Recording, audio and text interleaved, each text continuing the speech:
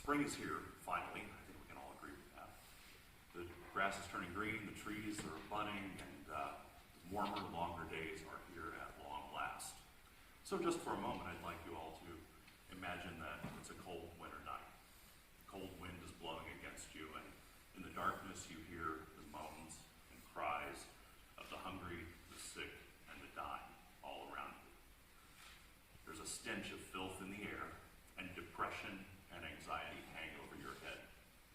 Now, the place I'm describing now is not some third world country, not the mountains of Afghanistan or the remote reaches of China.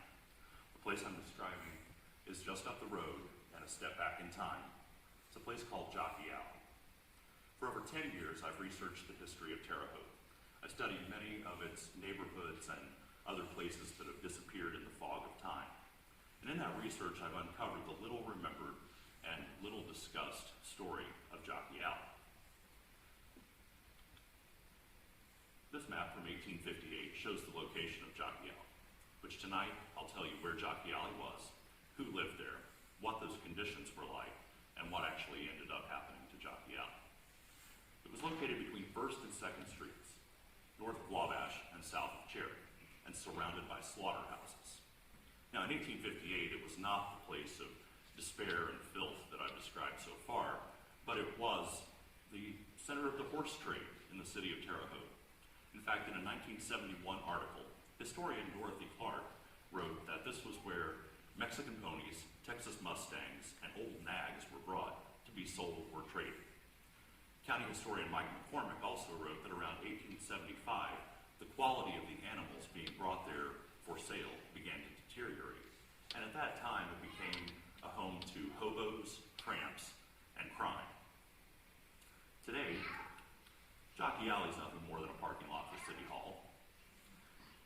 But in between the time of the horse trade and of use as a parking lot, Jockey Alley was, as the Terre Haute Tribune described, the horrible abode of the city's most abject poor.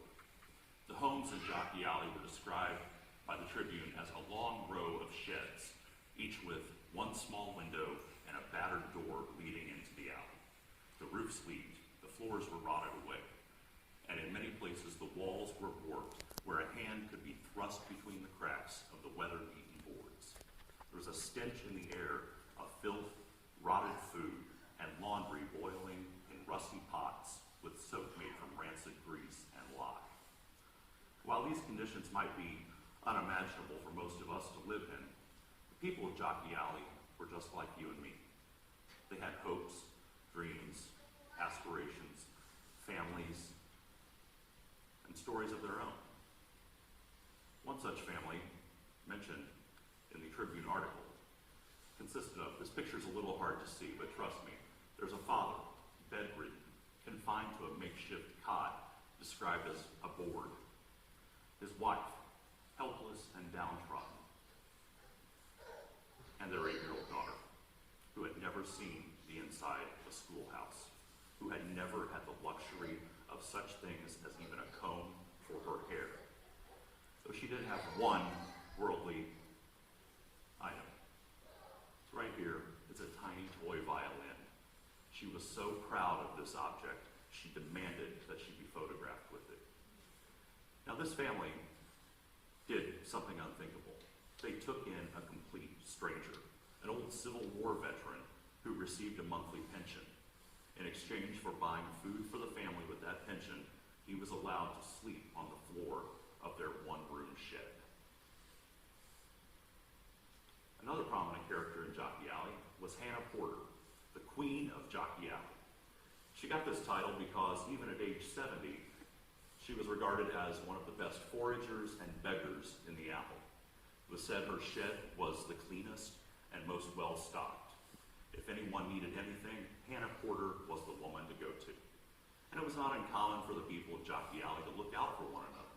If word went out that someone was sick or just needed something, everyone would immediately scatter, combing the trash piles behind the houses in the nearby neighborhoods to bring food or cleaning supplies to someone sick or in need. In 1903, the Terre Haute Express ran an article that a smallpox outbreak affected a stable where 6 families lived. Now, the Board of Health went in and demanded that the stable be burned to the ground, which was fine. But those 6 families had nowhere to go except to turn to their friends and neighbors within Jockey Alley. Until in 1910, this woman, Rhoda Welding, champion of the poor, took up the cause for the poorest people in the city of Terre Haute. She was the secretary for the Society for Organizing Charity, and she was appointed by the city schools to look after indigent children. She was a fierce opponent of the many slumlords in the county and a great proponent of the poor.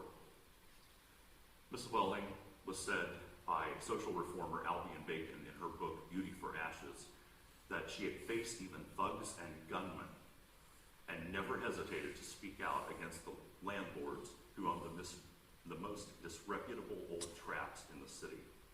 So it's no wonder that on her first viewing of Jockey Alley, Welding stated, "Jockey Alley must go."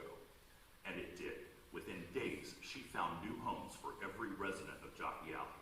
And days later, Jockey Alley was cleaned out. So it seems like this might be a happy ending to Jockey Alley. But sadly, it's not.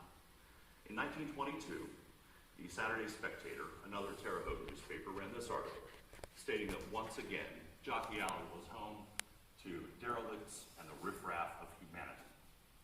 County Health Commissioner Dr. W.B. Hunt demanded that the property owner, the Big Four Railroad, clean out Jockey Alley. The railroad said okay, they agreed, but it would take them a little while to do it.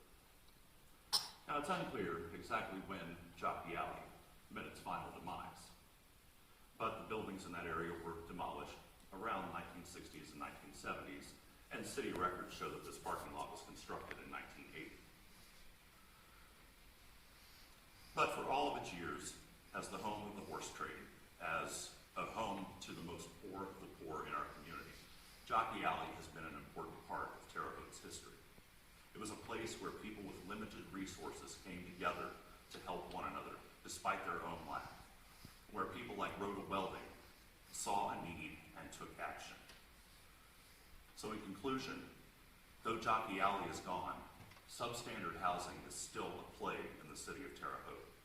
And in 2009, citydata.com reported that almost 36% of Terre Haute residents existed below the poverty level. It is these facts that make us today learning about places like Jockey Alley, the people who live there, and Rhoda Welding important, so that we can all do our part for our neighbor, just like the people of Jockey Alley did, to ensure that no one in our community